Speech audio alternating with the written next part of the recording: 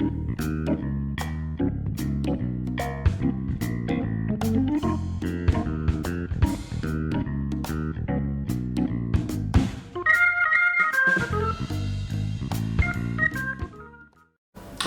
paz e bem. Mais uma vez então nos encontramos para partilhar juntos o Evangelho de Jesus nessa véspera do quarto domingo da quaresma do ano B. Quarto domingo, dizíamos aqui agora há pouco, é o domingo dito da alegria, o domingo dito de a gente se lembrar qual é que é mesmo a finalidade da nossa penitência, qual é que é a finalidade da nossa austeridade. Os dois tempos de preparação, tanto no ciclo do Natal, lá no Advento, como no ciclo da Páscoa, aqui na Quaresma, tem esse domingo da alegria. Geralmente é o penúltimo, para que a gente já, do meio para frente da travessia, tanto do Advento como da Quaresma, se lembre que essa travessia não é para tirar de nós a alegria, nem o ânimo, nem a força, muito pelo contrário, é para que a gente experimente de maneira ainda mais clara, ainda mais nítida, ainda mais livre, mais desimpedida, a alegria de Jesus que nasce no meio de nós, que ressuscita sempre em nós para nos manter acesa a chama da esperança. Então, neste quarto domingo da Quaresma do ano B, nós continuamos a nossa incursão pelo Evangelho de João. Já dizia semana passada que o Evangelho de João encontra um lugar bastante privilegiado de leitura nesse ciclo da Páscoa, na Quaresma e no tempo pascal. Exatamente como um sinal de que, já que ele não tem a mesma estrutura dos outros, que desse a ele um domingo, um ano inteiro temático, mas ao menos os ciclos da Páscoa são especialmente propícios à leitura dele, demonstrando que de maneira ainda mais explícita do que os evangelhos da tradição sinóptica, Marcos, Mateus e Lucas, João deve ser sempre lido em chave pascal. E nesse quarto domingo, nós lemos um trechinho do capítulo 3, que é o diálogo de Jesus com Nicodemos.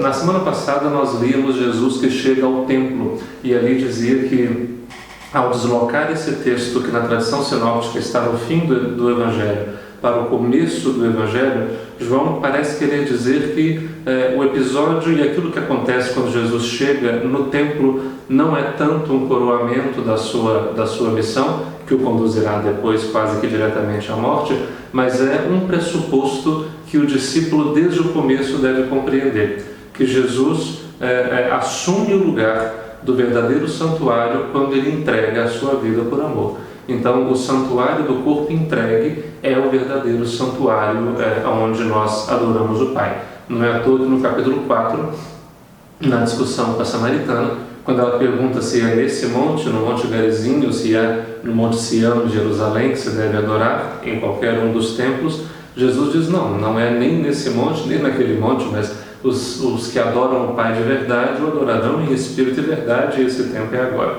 Então, nós já vimos que, de maneira muito emblemática, João já diz que as estruturas da antiga aliança são assumidas por Jesus e superadas em Jesus. De modo que aqueles que o seguem, tanto o autor do Evangelho quanto seus leitores, já estão fora da comunidade judaica. Aqueles que o seguem não têm que ter medo de deixar essa história para trás, para abraçar um caminho com ele. E logo no capítulo seguinte, no capítulo 3, Jesus se encontra com um dos chefes de Israel.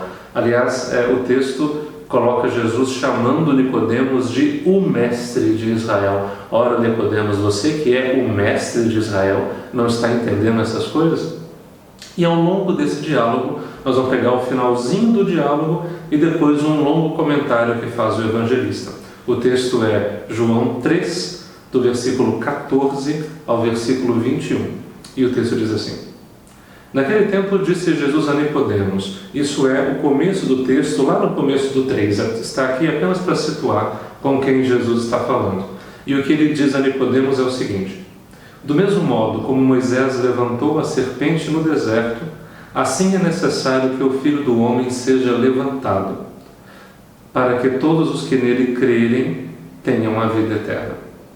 O diálogo com Nicodemos tinha versado sobre...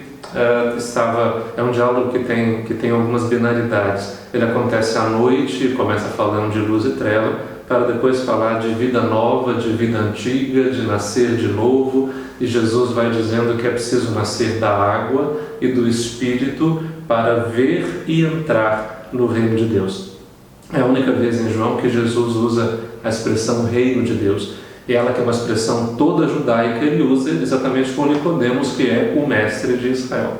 E depois de falar sobre essa novidade de entrar numa vida nova, de permitir-se nascer de novo, não entrando no ventre da mãe, como queria Nicodemos, Nicodemos, por favor, né? Mas deixando-se nascer de novo da água e do Espírito, ou seja, assumindo as consequências do batismo por causa de Jesus. Depois disso, a conversa se encaminha para o sentido da missão de Jesus. E é por isso que chega a este ponto.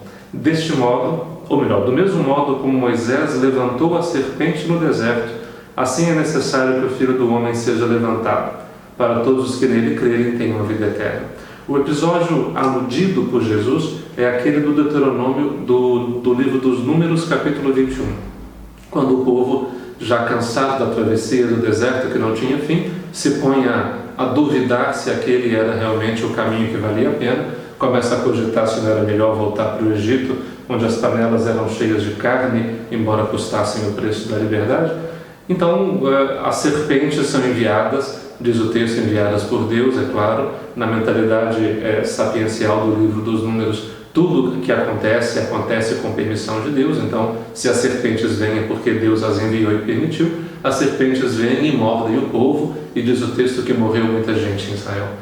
E aí, até que Moisés clama pelo povo. Então o Senhor lhe dá uma ordem que ele faça uma serpente de bronze, levante no alto de uma haste. O texto diz alguma coisa como uma espécie de estandarte, e que, olhando fixamente para a serpente de bronze, aqueles que eram mordidos pelas serpentes abrasadoras eram finalmente curados do seu veneno. Esse é o episódio. E aí, João insere um dado que é novo na cristologia do Novo Testamento. Porque na tradição de Marcos, Mateus e Lucas, havia sempre um cuidado de justificar em que sentido a vergonha e a derrota da cruz eram, de alguma maneira, a porta para a glória da ressurreição. Mas ainda era compreendido quase que de maneira separada. Era preciso compreender e assimilar e passar pela vergonha, pela derrota, pelo abandono da cruz, para finalmente adentrar a glória da ressurreição ao terceiro dia. Para João não é assim. Para João as duas coisas coincidem, e coincidem na cruz. É por isso que a cruz não é a vergonha pela qual se entra na glória, a cruz é a glória. A cruz não é a derrota pela qual se acessa a vitória, a cruz é a vitória. É por isso que, para João, o símbolo da serpente levantada, que sendo olhada fixamente faz curar as feridas daquele que olha, é uma maneira de compreender o sentido da cruz de Jesus. Ele é a verdadeira serpente levantada, vamos dizer assim. Ele é o estandarte da salvação levantado, de tal modo que em João não é Jesus que pende da cruz, é ele que sustenta a cruz. Não é Jesus que se derrota na cruz, mas é ele que, tendo decidido pela entrega da vida, caminha para ela determinadamente. E é ele que, no alto da cruz, de olhos abertos, como na cruz de São Damião, que nós temos aqui, seria uma boa maneira de compreender o sentido da cruz em João. Ele, de olhos abertos, sustentando a cruz na qual está, como um sacerdote oferecendo-se a si mesmo como sacrifício. É ele que diz, que declara que tudo está consumado, e tendo consumado sua obra, é ele que decide pela entrega do Espírito aos seus discípulos. Veja que esse dado de que a cruz é ela mesma a glória, é ela mesma a vitória. Então, quando todos levantam a cruz para expor o fracasso do filho, na verdade é o pai que levanta a cruz para expor até onde vai o seu amor fiel, sustentado. Afinal, ele que é um com o Filho, Jesus diz isso em João várias vezes, é o Pai mesmo que expõe a vitória do Filho crucificado, que crucificado eleva até as últimas consequências a fidelidade do amor ao Pai e do Pai pela humanidade. Por isso, ele para o Evangelho de João, a serpente levantada é uma boa chave de sentido para compreender a cruz. É isso que está posto aqui. E aí, a fala de Jesus terminaria aqui, no versículo 15.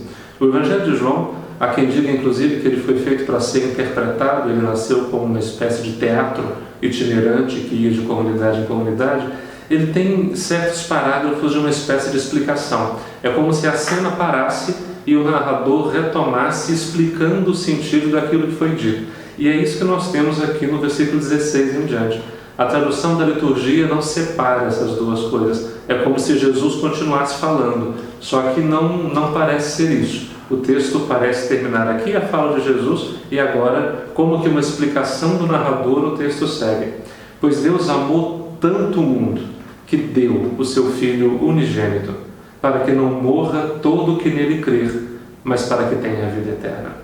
De fato, Deus amou tanto, isso de Deus como sujeito da frase é a primeira vez que aparece no relato. Deus amou tanto o mundo que deu o seu Filho. O verbo que está aqui,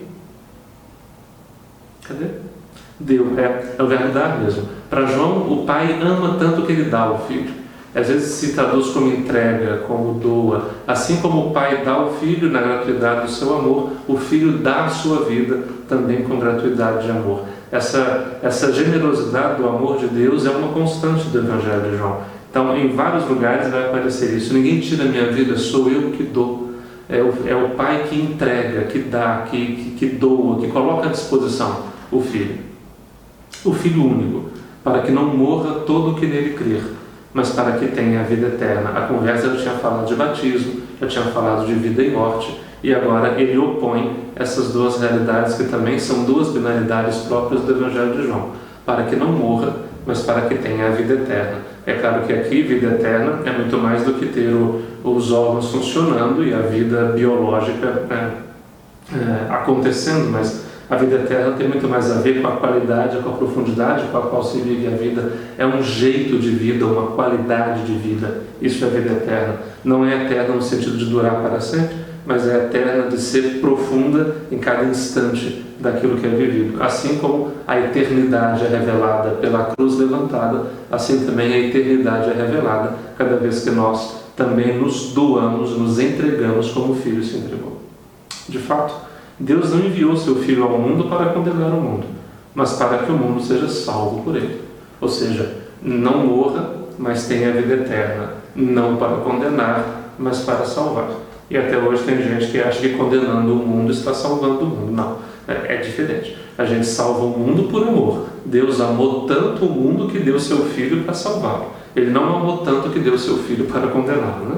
O amor salva, o amor não condena. O amor acolhe, o amor redime e o amor torna novo aquilo que era velho. Aliás, é também da teologia de João, vai aparecer lá no Apocalipse, eis que eu faço novas todas as coisas. Quem nele crê não é condenado, mas quem não crê já está condenado, pois não acreditou no nome do Filho unigênito. Ora, o julgamento é este: a luz veio ao mundo, mas os homens preferiram as trevas à luz, porque suas ações eram más. Veja, o tema do julgamento é próprio na tradição dos evangelhos. Mateus, por exemplo, desenha aquela cena fantástica do capítulo 25, em que no último dia o rei se sentará para começar o juízo derradeiro sobre a história, e quando se levanta os olhos para ver, o rei assentado no trono são aqueles que tinham fome, que tinham sede, que estavam nus, que estavam abandonados, presos, doentes. Eles são o rei que se assenta para julgar. E aí Mateus nos aponta essa pergunta: e se forem eles os últimos que dizem o juízo do mundo, o que eles dirão sobre nós? Veja que a imagem do juízo, então, ela é comum. Para João, o juízo é um só, e já foi dado, a cruz. O critério da justiça de Deus, o critério da sentença de Deus para o mundo já está dado. De modo que em João existe uma escatologia muito presente. O fim, o último dia, o derradeiro dia, o sentido último, já está dado. Basta que a gente tenha olhos e ouvidos para perceber. De modo que quem crê já tem a sua sentença, quem não crê já tem a sua. Quem foi capaz de reconhecer o Filho na carne exposta na cruz, já tem a sua sentença. Quem não foi capaz também já tem a sua. Porque o que Deus tem a dizer sobre o juízo e o sentido do mundo é isso: o amor levado até o fim e exposto na carne do Filho entregue na cruz. Isso é o juízo de Deus sobre o mundo. que Ele não abandona o mundo na sua dor, que Ele não abandona o mundo na sua solidão, mas que Ele mesmo, por excesso de amor, dá o Filho e nos dá o Filho até o fim, para que o Filho cumpra até o fim o seu amor. Essa é a sentença de Deus. De modo que ninguém tem que ter medo esperando o que Deus vai dizer no último dia, porque tudo aquilo que Ele tinha para dizer, Ele já disse. E o que Ele já disse é que Ele ama até o fim, ponto. Essa é a sentença. Quem crê nisso já encontra nessa sentença de amor o sentido da vida. Quem não acredita nisso também já encontra nessa negativa um sentido para a vida. E está dado. Essa é a escatologia presente do Evangelho de João. Esse é o julgamento do mundo. O julgamento do mundo é feito à sombra da cruz. E o julgamento é este. A luz, já vimos isso lá no prólogo, né? No princípio era a palavra, e a palavra veio, e a palavra era a luz dos homens, mas os homens não a quiseram conhecer. O julgamento é este. A luz veio ao mundo, mas os homens preferiram as trevas à luz, porque suas ações eram más. E ele explica: quem pratica o mal odeia a luz, e não se aproxima da luz, para que suas ações não sejam denunciadas. É claro, quem tem alguma coisa para esconder prefere a escuridão. Afinal, à noite todos os gatos são pardos, né? Sempre é. E até que você descobre qual gato que é pardo e qual que não é, a noite já passou. Ou seja, e continua. Mas quem age conforme a verdade aproxima-se da luz, para que se manifeste que suas ações são realizadas em Deus. Quem não tem nada a esconder, quem não tem razões para se envergonhar, quem não tem razões para temer, não teme o juízo. Se aproxima da cruz, da luz, se aproxima da cruz de Jesus, para que se deixa atravessar por esse desafio de amor que a cruz impõe, por esse paradoxo do amor sustentado que a cruz impõe. E ao deixar-se atravessar, os segredos dos corações se revelam, como diria Lucas. À luz da cruz de Jesus, as nossas verdades ou mentiras, nossas sinceridades ou falsidades, nossa generosidade, nossa mesquinhez se revelam. E diante da cruz, da sentença exposta da cruz, a gente é capaz de examinar o próprio caminho. E aí, nesta hora em que a gente é iluminado por ela, quem tem alguma coisa para esconder tem tudo exposto sobre a mesa. Para o Evangelho de João, nada expõe mais a nossa humanidade, a nossa realidade, a nossa condição do que a cruz. Expõe, por um lado, a fragilidade da carne, a fragilidade da história, as ambiguidades desse nosso mundo humano, mas expõe também a grandeza do amor, a força do amor e o poder, daria para dizer assim, porque essa é a expressão que João usa, o poder de Deus manifesto no amor sustentado até as últimas consequências. Essa é a sentença que Deus expõe e que a gente, à luz dessa sentença, se coloca, crendo ou não crendo, aderindo ou não aderindo, colocando neste caminho de ir atrás do Mestre também os nossos passos ou fugindo desse caminho, porque ele expõe demais a nossa realidade. E o texto termina aqui. Que nesse quarto domingo de Quaresma, talvez, deixar-se atravessar pelo mistério, pelo sentido da cruz, possa ser para nós, quem sabe, um momento realmente oportuno de uma parada e de conversão. É um domingo da alegria, para dizer que, de fato, o sentido de tudo isso que nós fazemos e o sentido de tudo isso que nós vivemos não é outro senão redescobrir com alegria redobrada que Deus, de fato, amou tanto o mundo que não guardou nada de si para si mesmo, mas que, por excesso de amor, deu-se inteiramente no Filho e continua se dando inteiramente no Espírito dele que permanece em nós. Mas que também a gente se questione o quanto esse mistério da cruz, o quanto esse incômodo paradoxo da cruz tem sido de fato o critério do juízo de nós mesmos. E o quanto a gente tem se deixado atravessar ou não, o quanto a gente tem se deixado expor ou não, o quanto a gente tem sido impelido a dar-se, a doar-se ou não, como fidelidade e sustentabilidade do mesmo amor. E que a cruz de Jesus, ela que para João é a verdadeira haste, estandarte levantado para a salvação, possa atrair realmente o nosso olhar, como diz Jesus em outro trecho de João: quando eu for levantado, eu atrairei todos a mim. Que sejamos de fato atraídos, intrigados pela sua cruz, não pela violência da sua morte, mas pela fidelidade do amor que ali se mostra. E mostrada a sentença do amor de Deus, que ama tanto que dá seu Filho, nós possamos também crer nela e poder fazer dessa doação de vida também o caminho da nossa própria vida. Paz e bem.